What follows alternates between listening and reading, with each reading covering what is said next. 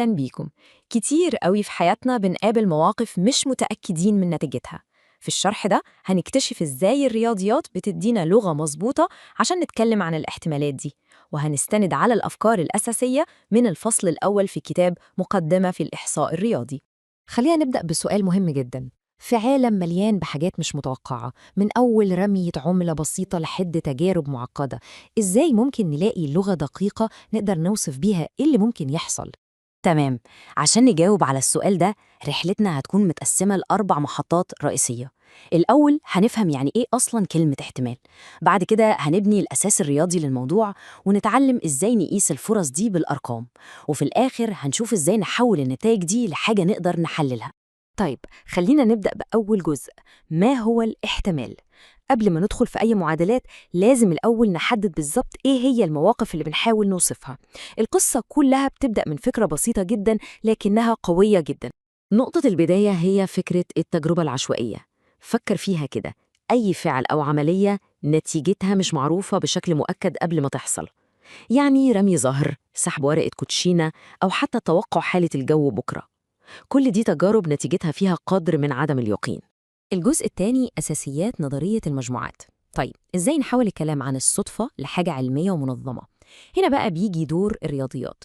عشان نوصف النتائج المحتملة دي بشكل دقيق هنستخدم شوية أدوات أساسية من فرع اسمه نظرية المجموعات.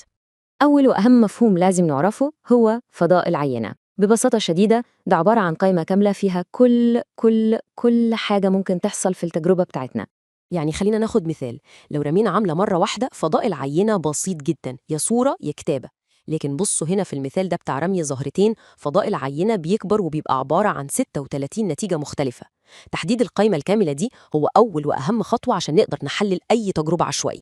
فلو كان فضاء العينة هو كل حاجة ممكن تحصل، يبقى الحدث هو الحاجة المحددة اللي احنا مهتمين بيها أو بنسأل عنها. على سبيل المثال، حدث زي إن مجموع الزهرتين يساوي 7 مش نتيجة واحدة بس، لأ، ده عبارة عن مجموعة معينة من 6 نتائج مختلفة من ال 36 نتيجة اللي في فضاء العينة. الجزء الثالث قياس الفرص. دلوقتي بعد ما بقى عندنا لغة نقدر نوصف بيها النتائج والأحداث، جه الوقت نسأل السؤال الأهم: إزاي ندي قيمة رقمية أو احتمال لوقوع حدث معين؟ بنعمل ده باستخدام حاجة اسمها دالة مجموعة الاحتمال. الاسم ممكن يبان كبير شوية، بس هي في الآخر مجرد مجموعة قوانين بنمشي عليها عشان نحسب الاحتمالات بشكل سليم ومنطقي. والقوانين دي واضحة ومباشرة. أولاً، مفيش حاجة اسمها احتمال بالسالب، لازم يبقى صفر أو قيمة موجبة. ثانياً، لو عندنا حدثين مستحيل يحصلوا مع بعض، فاحتمال إن ده أو ده يحصل هو مجموع احتمال كل واحد لوحده. وأخيراً، ودي بديهية، احتمال إن حاجة من فضاء العينة تحصل هو دايماً 100% أو واحد صحيح. الجزء الرابع والأخير، المتغيرات العشوائية. تمام، دلوقتي بقى عندنا طريقة نقيس بيها فرصة وقوع أي حدث، لكن في خطوة أخيرة وعبقرية هي اللي هتحول كل ده لأداة قوية ومفيدة فعلاً في علم الإحصاء. خلينا نفكر في المشكلة دي.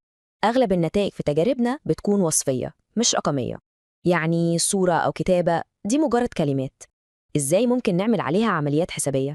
الحل هو مفهوم المتغير العشوائي.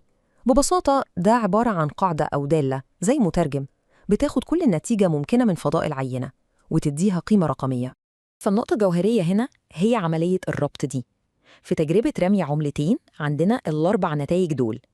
ممكن نعرف متغير عشوائي ونسميه X على إنه عدد الصور اللي ظهرت، وبكده النتائج اللي كانت مجرد وصف بتتحول للأرقام 0 و1 و2.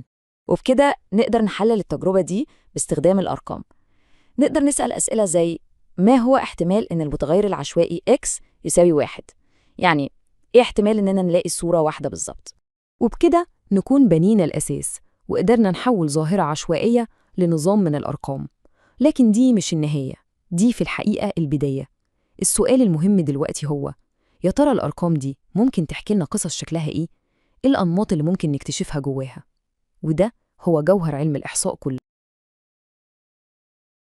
Have you ever wondered how we use math to make sense of something as unpredictable as, well, chance? Today we're going to break down the absolute fundamentals of probability using a classic statistics textbook as our guide. We'll see how mathematicians have built this incredible language to measure uncertainty, one logical step at a time.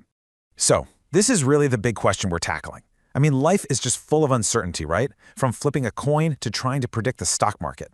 Statistics gives us this powerful framework to analyze and actually put a number on that uncertainty. And believe it or not, it all starts with just a few core ideas. All right, so our journey begins with the first, most fundamental concept, the random experiment. Think of this as the absolute starting point for any kind of statistical analysis. It's the action, the process, that creates the unpredictable results we want to study. So what makes an experiment random in the mathematical sense? Well, it really comes down to two key things.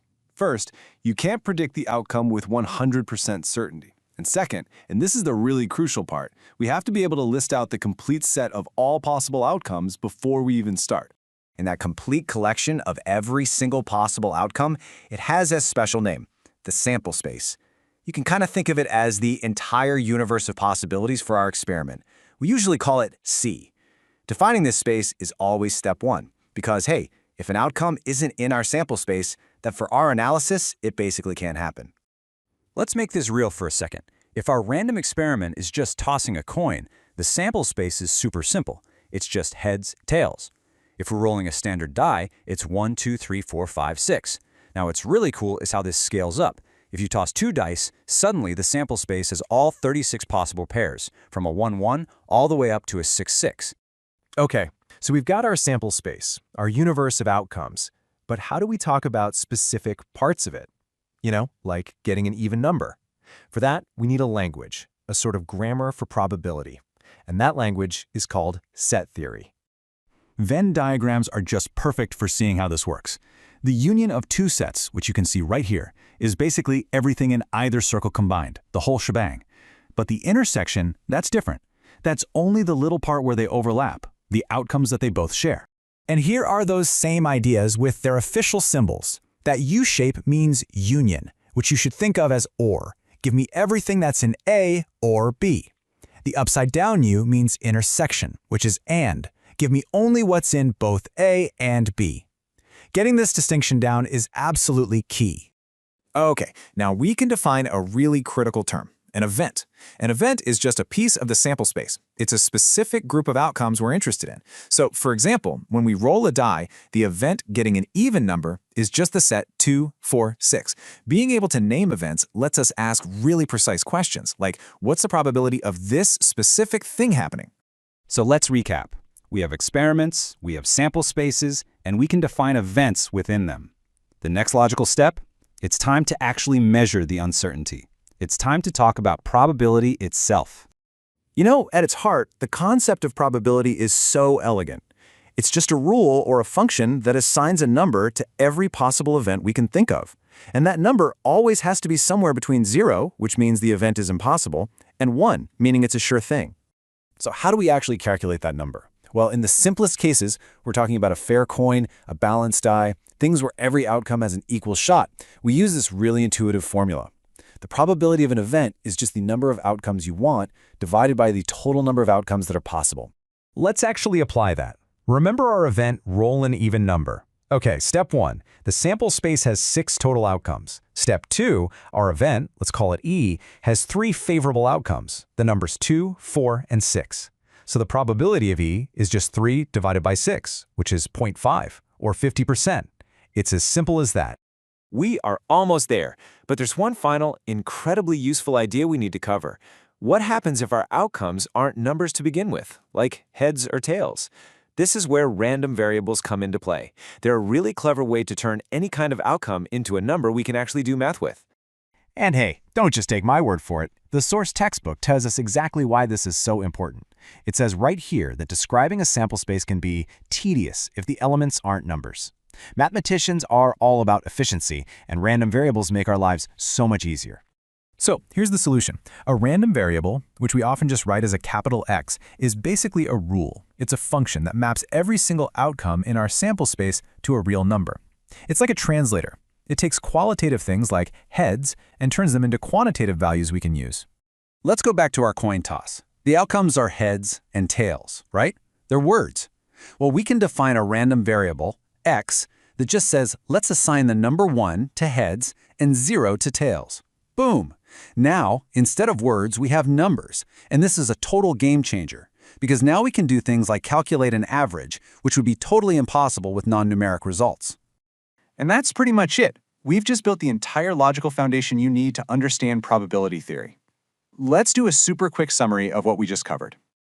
You now know the 5 key terms that are really the bedrock of statistics: the random experiment, the sample space, an event, probability, and the random variable. Honestly, these are the ideas you're going to see over and over and over again. And what's most important is just seeing how they all connect. It's such a logical flow, right? We start with some random experiment. From that, we list out the entire sample space. Then we use set theory to pick out the specific events we care about.